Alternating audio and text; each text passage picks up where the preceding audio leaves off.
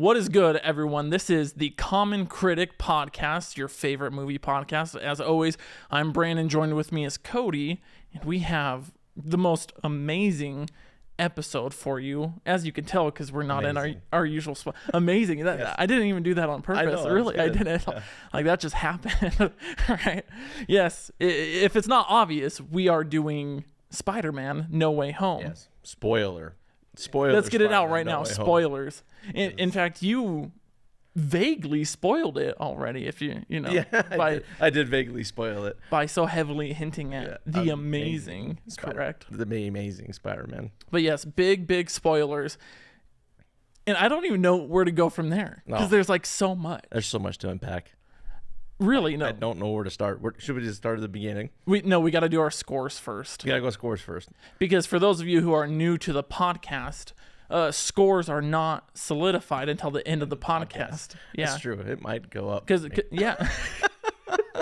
Surprise. I know I shouldn't have put the scores out on Instagram already. No, I should have waited for the recording, but that's all right. Yeah. Those of you who are new on the Common Critic podcast, it is a rule that we say our scores at the beginning, and they are able to change, and they're only solid at the end of the episode, because there's been times where it's fluctuated. But I don't. Yeah, but I don't want to change yours. Mine can't go any higher. It can't go any higher, but it could go lower. But I don't think that's gonna It could go lower, but I don't think it's going to. I've had time to think about Spider-Man, and I don't think it's going low. No, I'm not going to try to. I'm not going to try to get it down for you. Oh, I have nothing bad to say. I know. We should. How about you go first? Surprise. How about you go first? Okay. I'm giving this a solid 9. Solid 9. With room for improvement through the episode. So that's my goal. That's what, it's not, give me your general thoughts, man. It's not going to be hard. I mean, I watched it again last night, so I watched it twice. Amazing. I got to stop saying that. That's I'm unironically saying that. Yes, it was amazing. Again, I don't know. I probably liked it better the second time. Wow. So we watched it the first time together. Yeah. And I talked to you right after, and I said, I haven't felt like this since The Dark Knight. Yeah, I remember. Right? Because I wanted to watch this immediately right after again. And I haven't had that feeling since The Dark Knight. I didn't even do that with Endgame. Wow. Eventually, I did it with Endgame because I was like, I waited a couple days. Like, I want to see it again. I gotta see it again. Yeah, and I kind of did with Infinity War as well. Mm-hmm. But yeah, I'm almost. I don't know. It's hard to say. I almost want to say it's as good as Endgame. As far as like the emotion of it. Mm-hmm. Because like the sheer awe. Yes. Yeah. The you keep saying amazing. It's the unironically I had. Yeah. Watching the whole thing was just insane. I'm going to bring up your Endgame point. Okay. I go back and forth. I think right after the movie, I was on this high, and I told you, I'm like, I think it is better than Endgame. Yeah, you did say that. It depends on my mood. I don't know if I'm going to be solid either way during the podcast. Okay. But we'll see. Maybe you could convince me. For those of you who don't know, I gave the score 10 out of 10. Yeah, surprise. Yeah, surprise. But look, I base it. But I don't blame you on this one. There's some you've given 10s to, and I'm like, that makes no sense. The only other 10 I ever gave was Nobody. That was great. Yeah, and it was great. Exactly. But you got. I don't know about 10. You got to fit it within the genre, right? Yeah. And for something like this, I don't know what else I would change. Like, people have been saying the first act was slow and boring, which I kind of understand that. I don't, because you got to think of the whole thing as a progression. It was choppy for me. Look. So I'm just telling you, that's kind of where my criticism comes in. That's in the first act. That's it. Yes. The first act set up something we've never seen in a Spider-Man movie, and that's what I appreciate so much about the first act, and that is we're seeing not real life, but consequences of people knowing who Spider-Man is, and it affecting the people around him. That's something we haven't seen. We've never seen how Spider-Man's friends and family have been affected by him. Yeah. You know, not like this, not in the public eye, obviously. There's been villains to see who Spider-Man is. That's right. True. That's why I like the first act. But I got to go back and say John Watts, the director, he's the first director in the MCU to direct a full trilogy. All the other trilogies have been pieced together by other directors. John Watts has done something, again, we haven't seen in superhero movies, and he's done a 3-movie origin story. Yeah, we get real like the Spider-Man we want at the end of this. And you look back at Homecoming and Far From Home. Yeah. And you're like, this is it. This is a 3-movie origin story. Yeah, I never thought of it that way. That's a good point. Blow your mind. All right. Is your score going up? Don't say nothing. No, yeah. Well, still, the first act still just kind of... It was fun. Well, I shouldn't, because I like things. I like J. Jonah Jameson. Of course. I mean, I was smiling from ear to ear right when I heard his voice. His classic voice, yeah. His classic voice, talking about menace of, being Spider-Man. And dialing the Alex Jones energy, right? Yeah. Speaking of Alex Jones. No, yeah. Anyway. Cut ties. No, I'm just kidding. But that's a good point. I never thought of it that way because I guess that was my problem with the other two. It felt like it was too slow of an origin story because I felt like it wasn't moving fast enough as far as Tom Holland's, I guess, character arc. Yeah. Now look. But, it paid off in the end. Huge. Of course. The biggest valid criticism that people have, I think this movie shattered. People kept calling Tom Holland's Spider-Man Iron Boy Jr. or Iron Man Jr., right? Yeah. Oh, he relies too much on Tony Stark. That's tough to argue. Yeah. Right? Like, especially in Civil War, Homecoming, that sort of era where Tony Stark was still around, even Infinity War, right? Well, I even think Strange said it best. He forgets that he's a kid. Yeah. I think we forget he's a kid. No, exactly. This is still high school Spider-Man, right? Like, yeah, it's been a while since I've been in high school. Same here, but we won't mention how long you've been out of high school. It's been a while, right? But look, I think that's done in a way now, right? Yeah.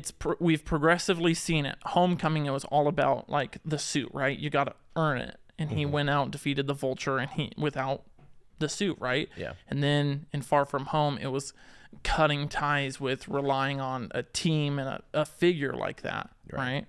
In each of these movies, oddly enough, he gets further and further from home, essentially, by the end of this, right? He has no home at the end of this movie. This is a 3-movie origin story, and that's huge credit to John Watts. Incredible stuff. Yes, hindsight. Well done. Yes. But during it, I was a little flustered.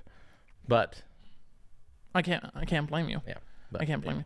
Now, I'm trying really hard to not bring up the obvious, and I'm trying really hard to go in order. I'm teasing the people in the podcast who just say, get to Toby, get to Andrew already. Look, we're going to hold off on a little while. Who's Toby and Andrew? What are you talking about? Yeah, I don't know. You know how hard I tried to avoid that the whole time? It's impossible. It was literally impossible. Because you said like a month ago, you had something that was revealed that you said would ruin the movie. Do you remember that? Yeah. What was it? Now that we've seen it was the leaked pictures of all 3 Spider-Man together. Okay.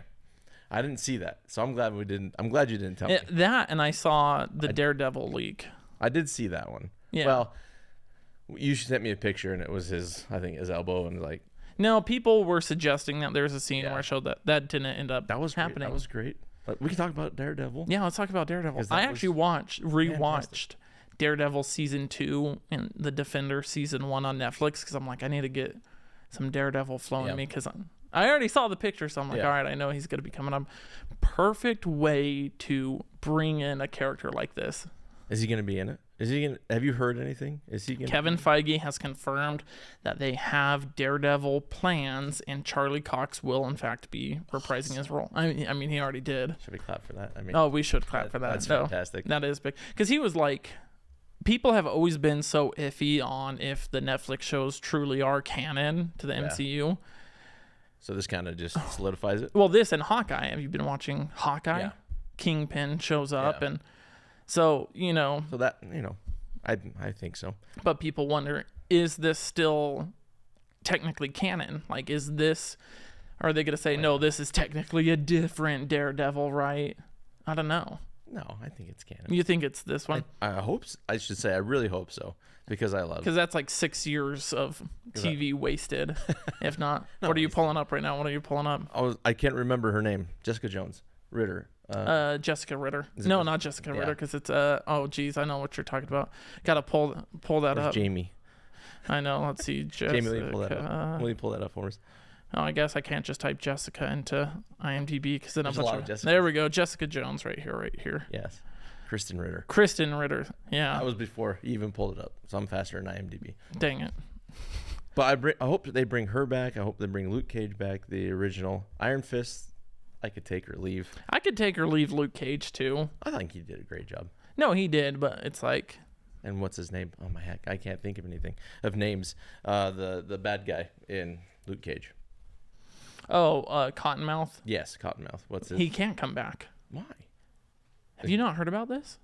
Because the actor Mahershala Ali has been cast as Blade in the MCU. Oh, that's right. He's Blade. Oh, okay, I'll take that. And hopefully that'll be the first rated R MCU movie, because you can't really do Blade if it's not rated R. Getting back to Spider-Man. Though. Sorry, I was just about to go on another tangent there about rated R movie. No. Because of the end credit scene, but we'll get to that, I guess. Oh, yeah, we'll get to that.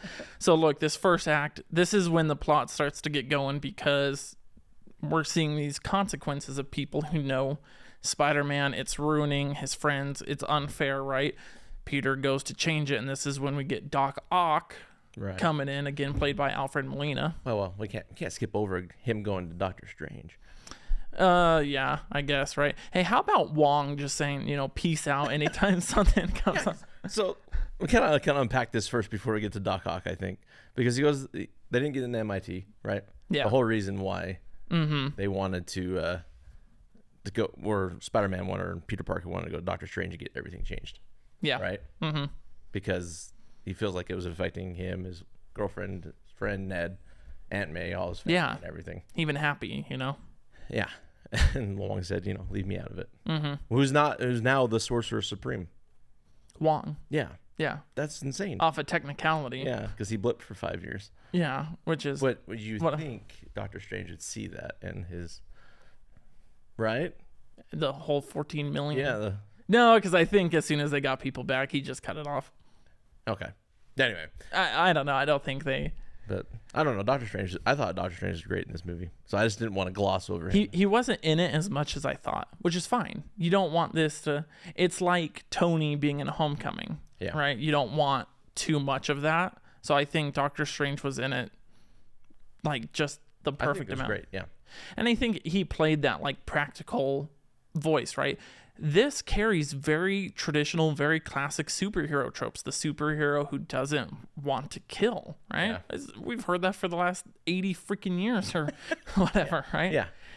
They don't want to kill. So what solutions are there? This is the great dilemma we see, because it's like, if you read Batman comics, the Joker escapes Arkham Asylum, goes out and kills a bunch of people, and then Batman refuses to kill Joker, and then he keeps killing people, and it's like, okay, Batman, if you just kill the Joker... we wouldn't have more comic book movies. But for Peter, especially Tom's Spider-Man, he's been played out so well in the sense of he'd rather be the problem solver, right? So this is keeping to that character, that origin story we've been talking about, that we've been seeing for so long. Right, which was very heavily influenced by Aunt May. Yeah. No, absolutely. Of doing the right thing. Now, so anyway, Aunt May we got to get into later. Yeah. Doctor Strange. Great stuff. Does a spell. Right? Is that where we're at? Yeah. So like, know, Peter, you could say Peter screws it up. Strange, he screwed it up. Whatever you want to say. It was a team effort. Yeah. Screwing up. It got messed up like either way, right? And it's an interesting concept, because I didn't think watching the trailers, I'm like, how are these people going to come in? How are they going to really, what's the word I'm trying to use, like sufficiently bring in these characters without bringing some BS reason in? You've wanted to keep the people who know Peter Parker is Spider-Man to remain, and that's now broken the multiverse into come in and it was very well thought out. No, it is like well thought out, right? So this moves that plot forward. Now can we get into the Doc Ock stuff? I know I already... No, you don't have to ask my permission. I just wanted to cover it. Okay. No, I can't believe I almost forgot to talk about Doctor Strange. That's anyway, crazy. Yeah, so Doc Ock shows up. Doc Ock, I was misled in the trailers, right? I came to believe that Doc Ock would be the big bad in this movie. Okay. And thank goodness he wasn't. He did great, but yes. He did great. Yeah. It was misleading, right? Well, yeah, kind of, because you saw Doc Ock, and then they gave you kind of clues of Green Goblin and Sandman. Yeah, but like even in the trailer, we never saw Willem Dafoe's face. We barely see Sandman and Lizard. Great reveal when you saw William Dafoe. Oh my gosh! Look, everyone knew he was coming back. right? Because I told you I tried to stay no much out. Like even before the internet is like good. Before it came out, there was an interview with Jamie Foxx, Alfred Molina, and Willem Dafoe. So it's like, okay, so Willem Dafoe really is in this. Okay. See, I didn't see that. He took it to such an insane level. Like, we could talk about the other villains, that's fine. Doc Ock did great. Jamie Foxx, the way they changed his character is a lot better. Awesome. Sandman, cool, right? Lizard just pops up out of nowhere. Yeah. He's here to bring Andrew in.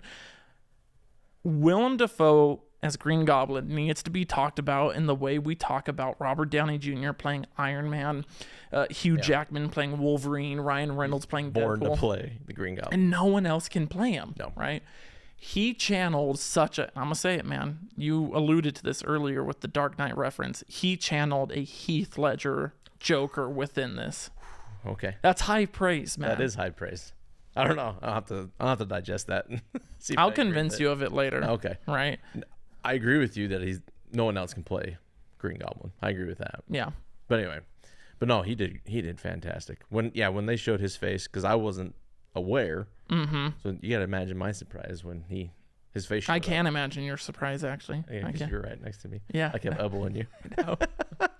But they play him in such a way where I legitimately, when he first came in, right, and he's going through the smoke, right, and you're like, oh, he's there, but then he just, Peter gets swiped into the portal, right, and then you see him smashing his mask, leaving it behind, and reaching out to Aunt May, and he's, classic line, I'm somewhat of a scientist myself. Yeah, begins to help Peter. I thought, okay, so he's not going to be the big bad. It's going to be Doc Ock. Doc Ock will be redeemed, right? Yeah, all of them together.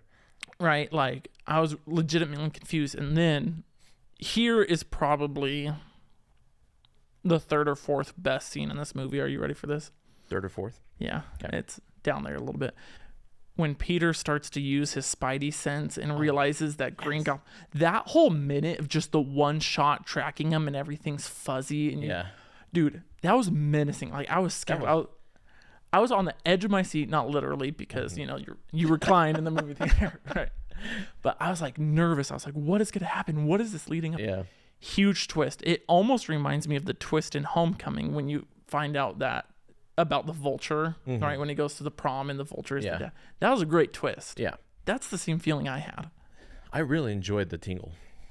They did it so let's just call it the spidey sense, man. I'm so done with it. They kept calling it tingle. I know, even Andrew called it the tingle, man, but I'm so done with your with tingle. I know. I'm done with the Peter tingle. It's the spidey sense, man. Okay. So that was like the first time I really kind of remember like almost feeling it at the same time. Obviously I don't have a spider sense. Of course. But like the way they portrayed it in the movie, like they did it really well.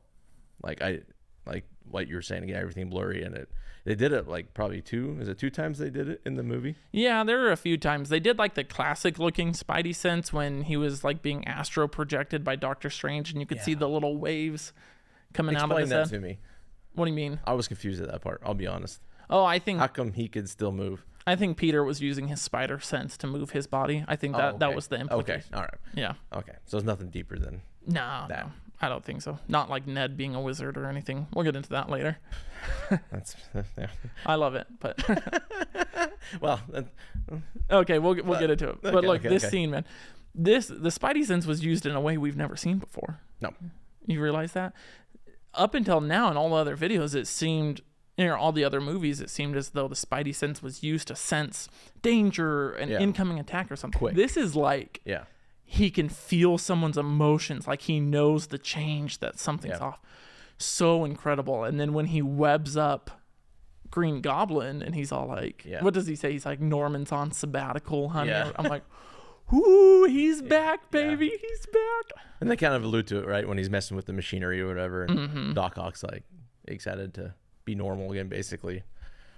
And he's just like, no, basically.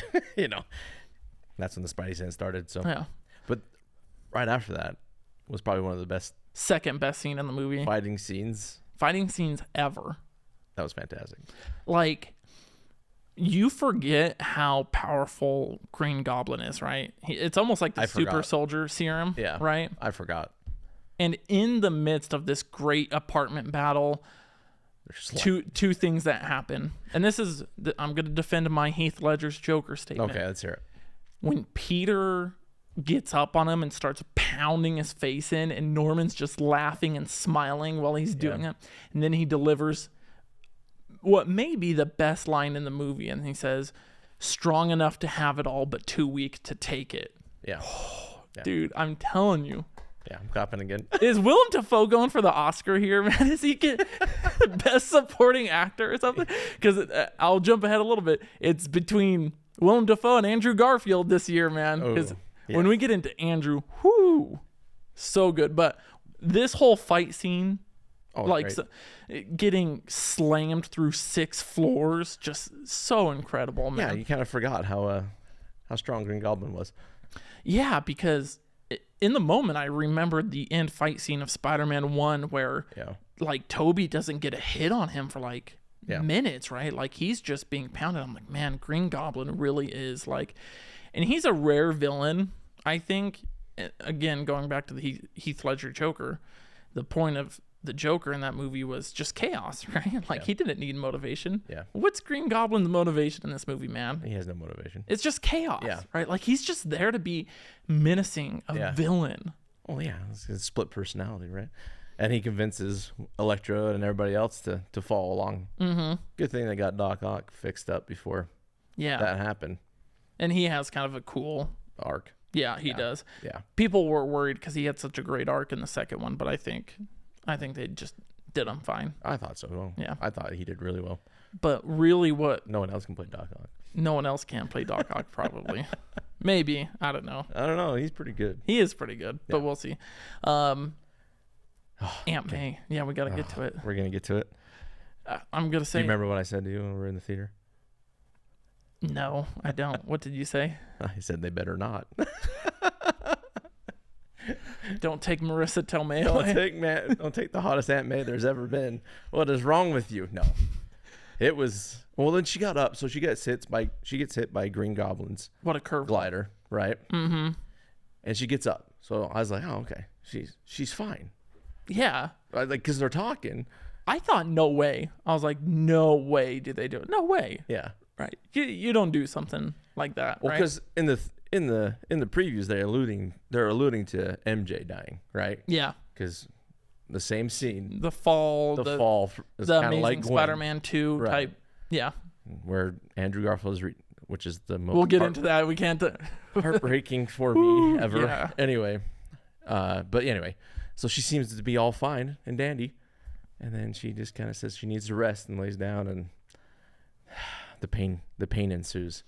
The only word to describe it is ballsy.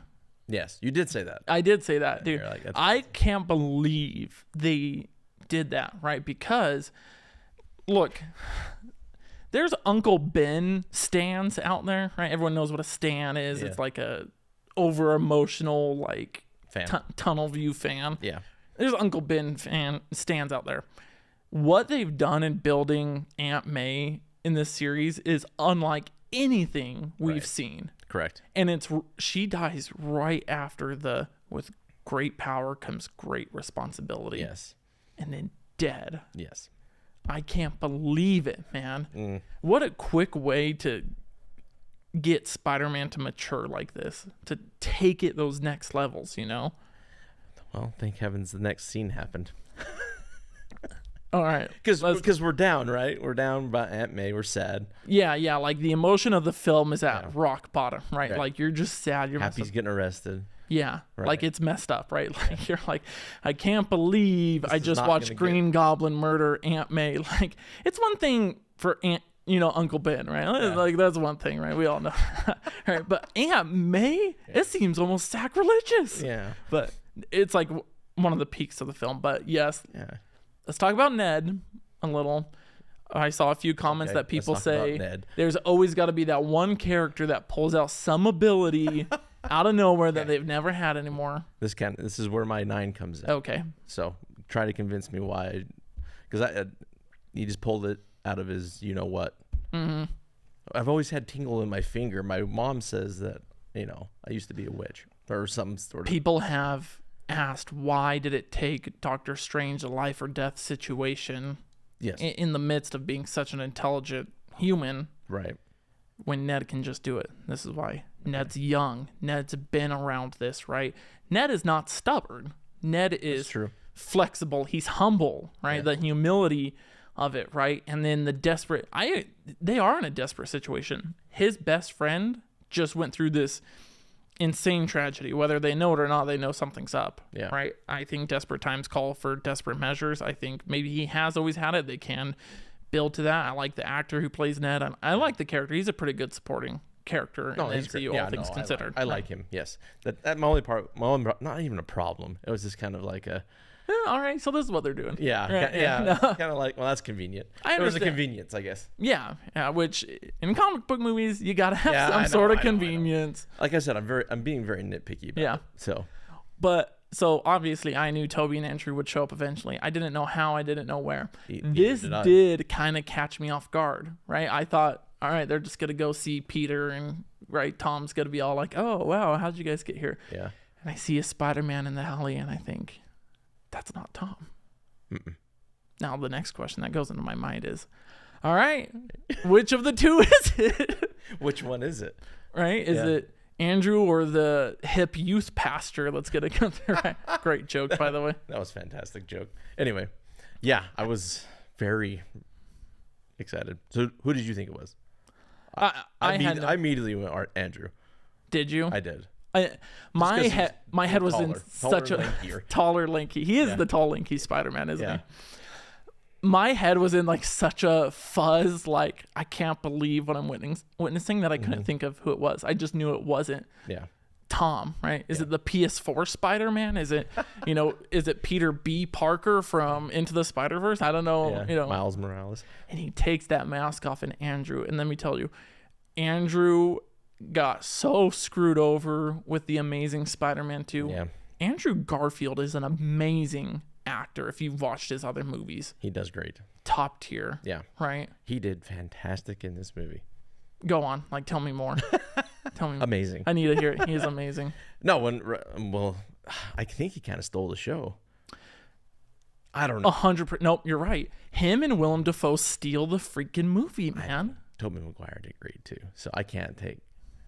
I think they brought Toby down a notch a little on purpose. I think, look, everyone loves Toby, but his character's fleshed out. I think he's there. Do you think that's why they did Andrew first? Mm-hmm. And I think Andrew had more of an important role. That makes sense. Yeah, that makes sense. This is what I'm going to say. This is, and I don't know which camera to look at right now. We have a bunch of them in the room. Our producer, Kevin, which camera should I be looking at right now? I'm going to say something to the audience. That one right there. You listen to me. We are done arguing on which of these are the best Spider-Man. We're done. They are all on equal playing fields. Okay. They are no longer comparable or comparable or whatever you want to say. Look, we're done. We're not going to argue this anymore. I'm going to say this. Tom, he's a leader, right? Andrew is the heart and Toby's the wisdom.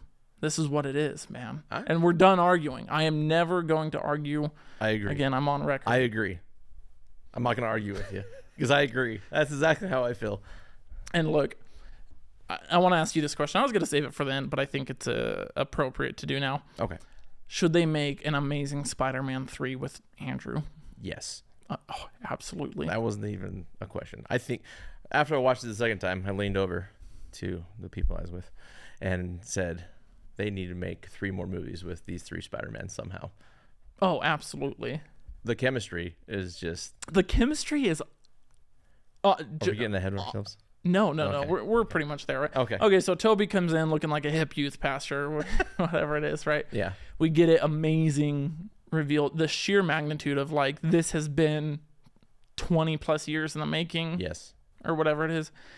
Technically making the first Spider-Man the first ever MCU movie. We'll get into it. Maybe. I don't know. Is that a technicality? No, we'll get into it. No, it's all good. But look, they meet up and Tom has this great moment that says, like, he's done. And Tom's acting is, like, this is probably his best acted movie ever. Yeah. When he's like, I'm so much done. Emotion. Yeah. He's like, I'm done. I don't care anymore. I don't care if these villains die. Yep. I don't care what happens to you. So they're on the rooftop. Set the scene. So on the rooftop. On the rooftop. Just, Tom's May just died. Lost Aunt May. Yeah. And Zendaya, I guess. MJ. and Ned come give him a hug, and then the wise old Spider-Man, the wisdom and the heart come down. Come down, yeah. Yeah, and they bring in the wisdom from their universes, right? Yeah, because Tom says, "Don't pretend to know how I feel." They know how he feels. Yes. They've lost, right? And that kind of caught me off guard because I thought Andrew was just going to go into it like how he lost Gwen, but he let him. It was great. They let Tom Spider-Man let Spider-Man 1 talk. Spider-Man 1, Peter 1, Peter 3, Peter 3. Anyway, but yeah, they let him talk and get his emotions out, and then the wisdom. They have this great coming together moment, right? Oh, dude, okay. I'm a large man, and I cried. I'm an old man. I have kids, but I cried. Yeah. I shouldn't say I cried. I didn't bawl or anything, but I welled up at that point. Yeah. Because for me, that was the most tragic thing for me. Not tragic. I don't know why I'm being so dramatic, but in Amazing Spider-Man 2, when Gwen dies, I didn't see it coming. I know it's in the comics. But it's like pound for pound in the comics. Yeah, and I didn't see it coming because I'm like, they're not going to do that, because you're thinking this is with Emma Stone. You don't kill Emma Stone. You don't kill Emma Stone, and it happens. And as we talked about before, off our podcast about how that's he needs his redemption, Andrew Garfield. He does, and he gets it, but he needs more. Yes. Anyway, so when he's telling him that story about how Gwen died, his MJ, the heart. Yeah, I agree with you 100%. The heart was in it, and I welled up. And look, this is when not the only time I welled up. I welled up with Aunt May. Aunt May, I didn't well up at this part, but there's another part I'll get to where it actually did bring a tear out of me, and it brought in-game vibes. Ooh, yes. All right. So the 3 Spider-Men are together, right? You said chemistry. These 3 have such insane chemistry with each other, right? On levels I never thought could even exist in a situation like this. It's happening, right? And this is a big compliment to John Watts again, the movie. These are not, very obviously, I know it's obviously, these are not the same Peter Parkers, right? They have their own personality. They always had their own thing. And he kept it so true to the Spider-Man we know. Tobey was very Tobey. Andrew was very, Tobey is more of the wisdom, somber, nerd type Spider-Man. Andrew is the, quick, like quippy, the quippy, the sassy sort of like fun moving Spider-Man, right? And Tom is the young kid being brought up, the young kid in awe, right? And who answers the call to become the leader, right? They keep their personalities so freaking well. Yep. But there's so many similarities at the same time, especially when they're doing the lab, right? They're in the lab and they're all 3 working on their different villains, their solutions, the antidotes for the different, and how that part's pretty funny with Ned about how he had the best friend and tried to kill him and stuff like that. Yeah. Is that alluding to something, do you think? Ned in the comics does become the Hobgoblin. Because when he picked up the arrow in the underground basement thing of the sanctum or whatever, I think that was a nod to it. It might be. I don't know too much about the Hobgoblin besides Ned does in fact become the Hobgoblin at some point, which is a villain of Spider-Man. But we'll get into that because I don't think they'll ever do it with Ned. You don't think so? I think they should keep Ned being a good guy. I think hopefully Ned shows up in like the next Doctor Strange or something. Yeah. A cameo. That'd be kind of like him practicing in Comertage or whatever. Like that'd be kind of cool. Okay. All right. Anyway, sorry. No, so they're in the lab and the dialogue that they have is like they went to, I don't want to say Reddit because Reddit is a toxic, horrible wasteland. Hey, it's okay. No, I'm just kidding. It's okay, Reddit. I know because I'm on it quite frequently, but no, it's like they just went to Reddit and be like, all right, what are the fans writing? Like, what do they want? They want to talk about why Andrew and Tom have web tech and then Tobey could just shoot it out of his wrist. We got it. We got it. Yeah. We got that conversation. Because I remember that was the big thing, back when it first came out. I mean, I was in high school when Spider-Man 1 first came out, and all the comic, because I read some comics, but the most of the comic people who are reading and knew about Spider-Man, that was one of their biggest gripes, is that the webs didn't come out of his wrist. Yeah, it was always made. He always made his own webs. And that's part of the intelligence of Spider-Man, right? Yeah. That's and look, I could go either way. People are all like, organic web shooters make more sense. Well, if they did, it'd come out of his butt, you know? Like, if you want to talk about organic web shooters make it... But that was hilarious. They did talk about, does it come out of anywhere else? But look, even like Toby and Andrew had such a great connection. And that is one thing I did not see coming at all. Again, I told you I knew Toby and Andrew were going to be in here, but did I think that Toby and Andrew would look like best friends this whole... Yeah. Absolutely not, dude. No. See, that's the part, because like I obviously kind of knew that they were going to be in it. I just didn't know it was going to be this much. Oh, I thought it would be the last 10 minutes tops. Or just like they come in, talk some wisdom to him. Like excuse me, when they're on the rooftop and they're talking the wisdom stuff. I thought, well, maybe after that he's going to push the button on the box. They leave, monsters leave, yada yada yada. Yeah. You know, but then it carried over and into curing some A's. So, yeah. You know, I don't want to swear, but no, I understand. Yeah. Because like I'm on the same level with you. So I was very happy and surprised, happily surprised that they were in it for as long as they were. The entire and they had as much time to talk. Yes. As they did. Because even the conversation where Tom's all like, hey, what are some crazy villains you fought? And then Toby's all like, oh, I fought a, alien made out of goo. And Tom's all like, oh, I fought an alien, but in space. And Andrew's like, I never fought an alien. I never did anything. And then he's like, I'm lame. And then Toby keeps saying, you're amazing. Say it with me. You're amazing. And Andrew, with that great acting, it's like, I needed to hear that. I did need to hear that. Thank you for doing that. It's so good, dude. Yeah. It's just the chemistry you want. But then quickly in the movie, that chemistry breaks down because they can't coordinate, right? Yeah. Which is that one little... Because they're used to working alone. Yeah, except for Tom Holland. I was in the Avengers. The Avengers? That's amazing. Is that a band? What is that? Are you in a band? That's cool. You're in a band.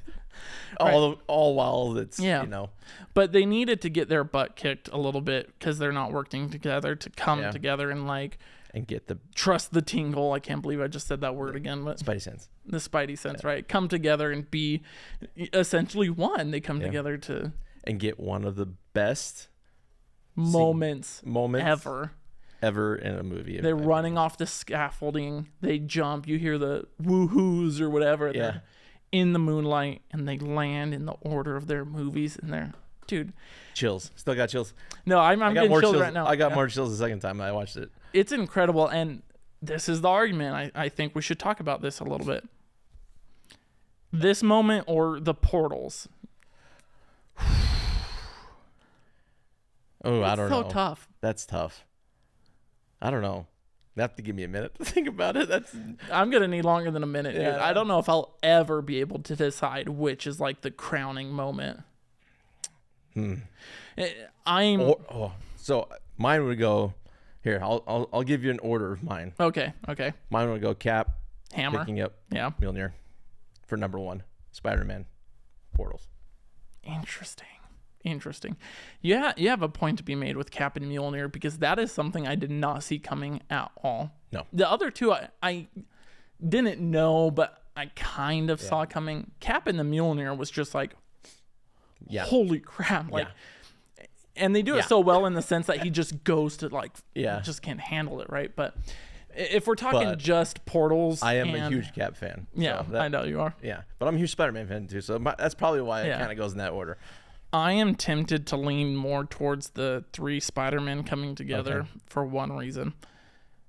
MCU's been around for like 11 years by the time we got the portal scene. Whether we really knew it or not, we knew there would come a point where all of them were together, right? Yeah. We always saw the vision, even if it wasn't clear. Yeah. Right? But who, 20 years ago, seeing Tobey Maguire, could have seen something like this? Nobody. This is something that brings you back.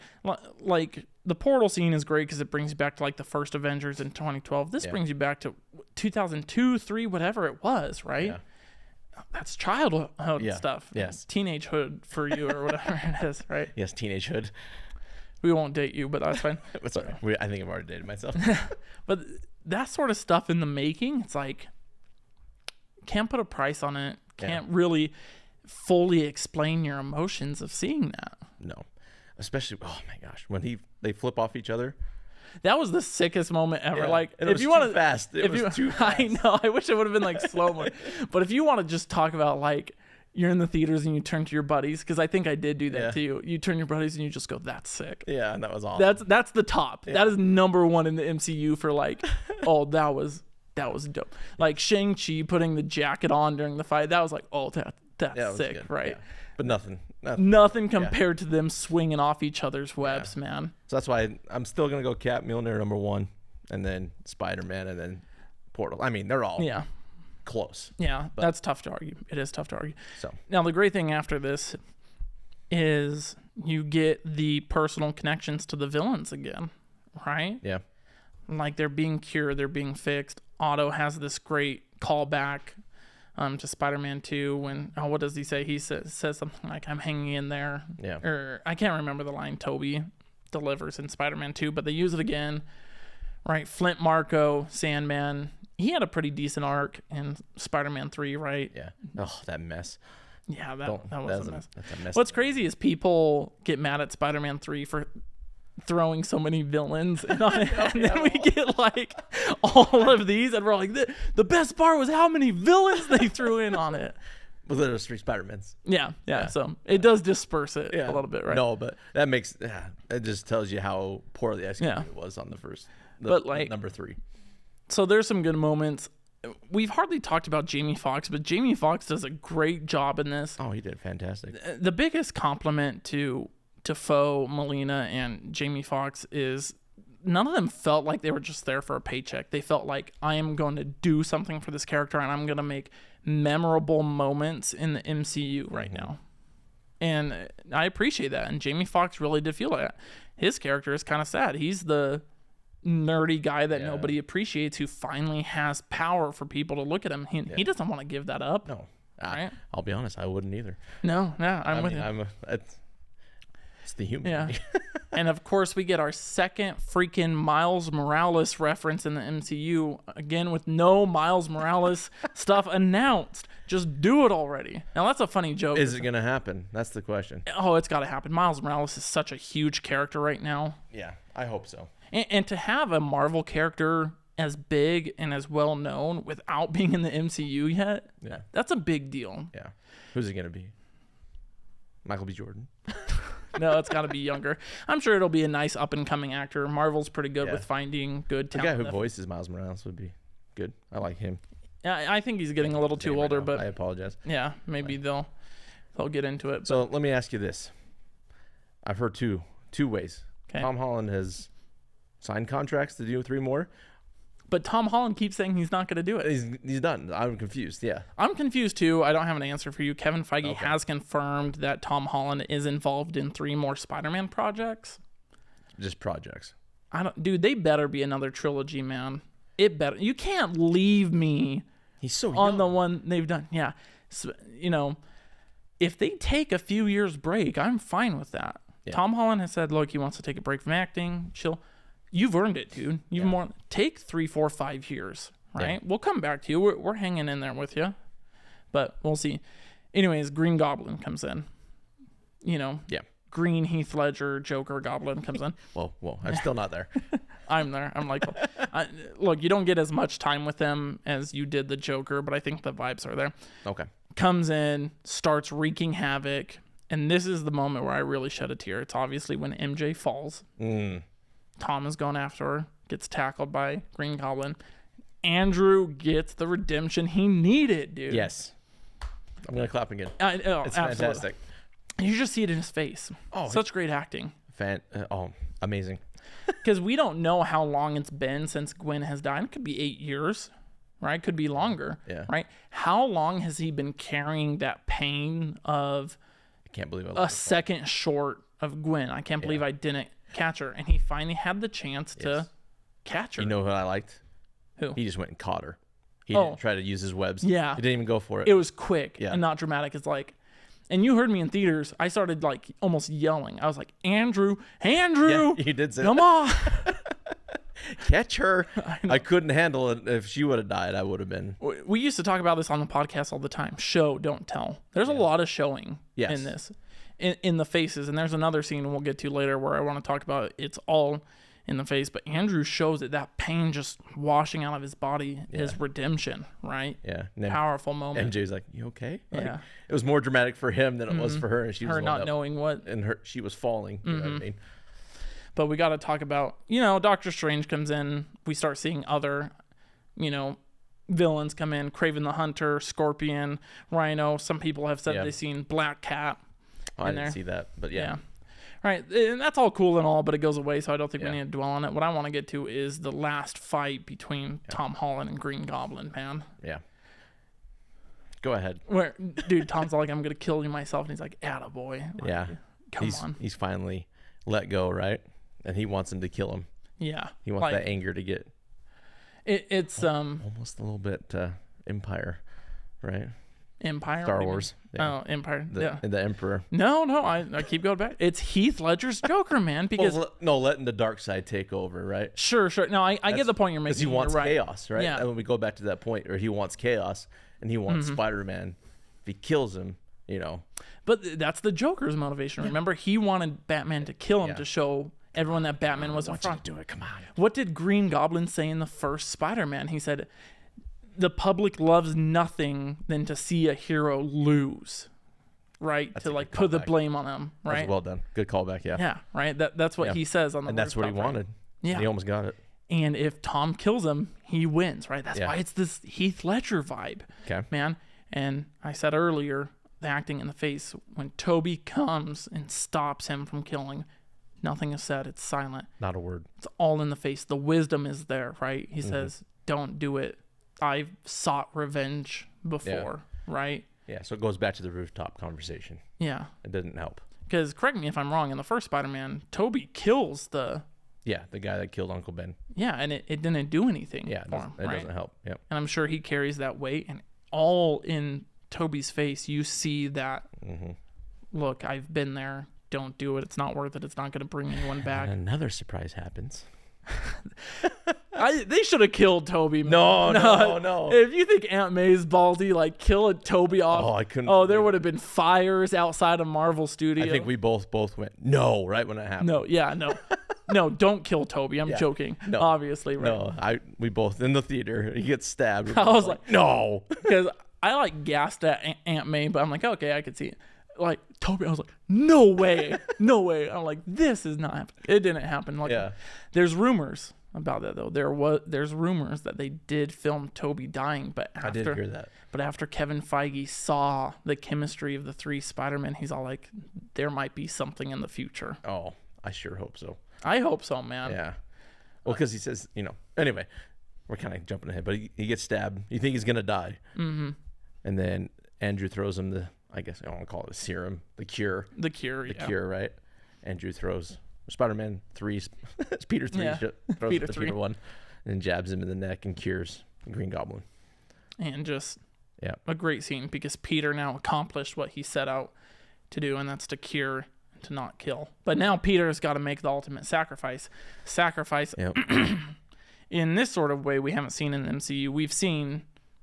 deaths, right? Yeah. Yondu being probably the second greatest sacrifice in the MCU. Obviously, Mary Poppins, y'all. Mary Poppins, y'all.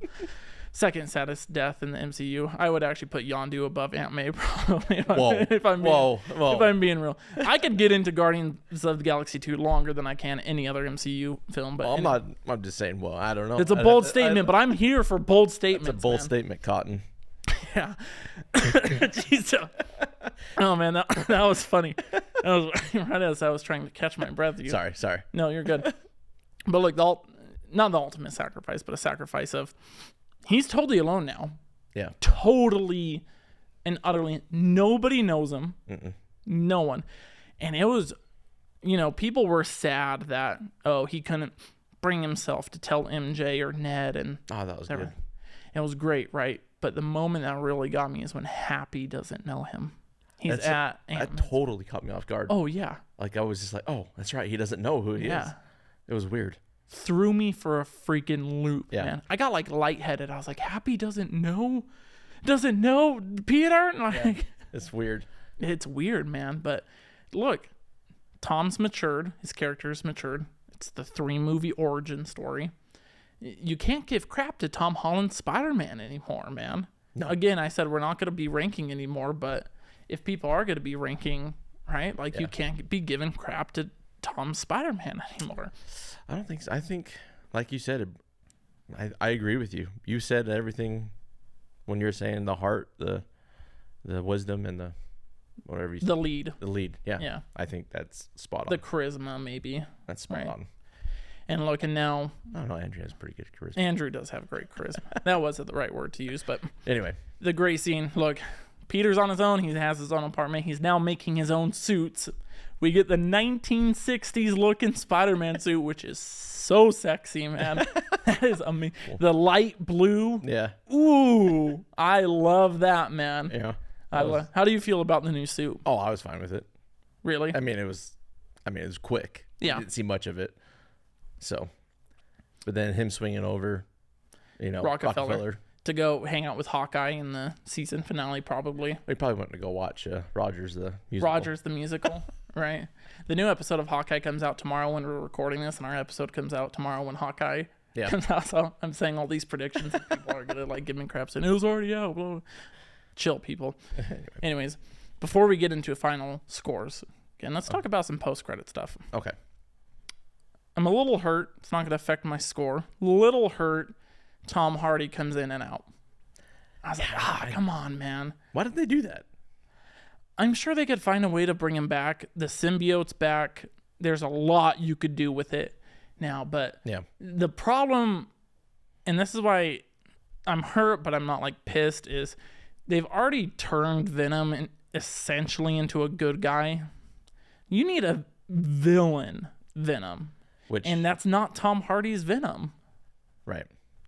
So you're saying that the little goop that was left on the bar is going to go find someone who's a bit more villainous. More insane. I wonder who it would be. What are you alluding to? I am not following you. I guess the Eddie Brock of that universe. I'm not alluding to anything. Could be Eddie Brock. Technically speaking, of Tom Holland's universe. Flash Thompson gets it at one point. I sure hope not. Yeah, but I don't think they're going to do that with this Flash. They have a ton of possibilities, right? But short little stinger. It's fine. I think it's just telling you, hey, look, Venom, Morbius, they'll technically be in the MCU also. Eventually. The Sony side of the MCU. Yeah. The weird cousin. The cousin Eddie of the MCU, if you will. And now... And then the trailer to Doctor Strange 2. Yeah. Horror vibes. I'm excited. How excited? 8? Ooh. Yeah. That's pretty high. Why an 8? Because Doctor Strange and Wanda. I don't know. Whatever you want to call her. Scarlet Witch. She is the Scarlet Witch now. I hope she goes evil. Oh, I hope she goes more than evil, dude. That's why I'm hope excited. She just goes freaking crazy, man. on Scarlet Witch. Like relentless, yeah.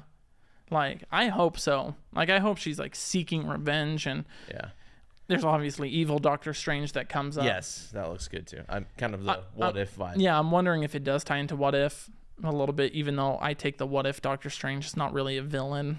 Yeah. Not really. So it's going to be interesting. It will be interesting to see. Marvel has said it's going to be the first horror movie. It does look a little freaky. I hope they get scarier. Yeah. Right? Like, I hope so. I don't know if it's going to get too scary. I'll be honest. I mean, it is Marvel. It is Marvel, but They got to keep it at that.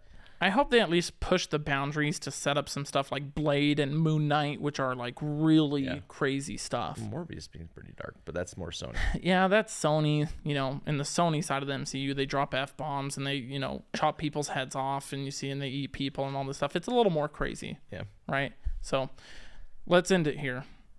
Has your score changed at all? Yes. Oh, yes. Please tell me up. It went up, yes. Okay, yes. Here we go. Here we go. Lay it on me. 9.1. No, 9.3. Oh, nice, yeah, dude. I'm going to go 9.3. That's pretty good. You made some good points. What are the good points? Like, what is the 0.3 that really raised the first act. You made some good points about the first act. About how, I can't remember what you said now. Oh, my heavens.